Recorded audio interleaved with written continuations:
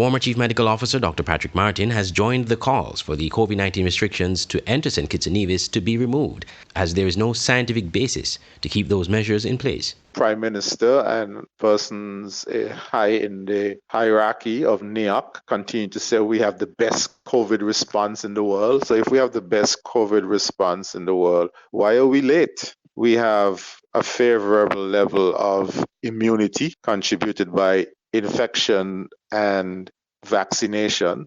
Let's follow the science. It is my view that the continuation of the border restrictions is not governed by science, but it's being governed by a narrow calculation. Dr. Martin is arguing that with several countries in the region and around the world removing such restrictions, St. Kitts and Nevis, given the current state of COVID-19 in the Federation, should follow suit. Measures are required to be useful, necessary, and proportionate. That's what happens in a nation of laws. Things must be governed. There must be good reason, good evidence. There is no good evidence to keep the borders restrictions in place.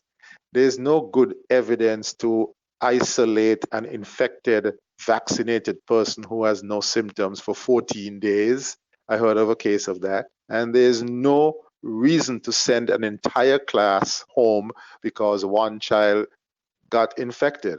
I heard of a recent case of that. Back in zero COVID days when we didn't understand how the virus behaves and we had low levels of immunity, fine, but not now. Now we are living with COVID. The most recent call to have the restrictions removed came from leader of the St. Kitts Nevis Labour Party, Dr. Terence Drew, who argued that keeping the measures is a way for the government to impede St. Kitts Nevis nationals abroad to come home to vote.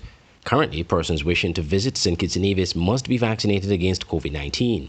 Residents and citizens who are unvaccinated must be quarantined for at least 7 days before being allowed to integrate with the public.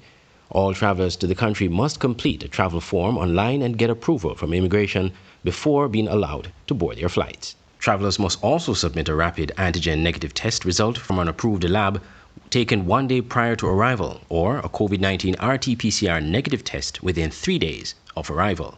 Andre Huey, SKN Newsline.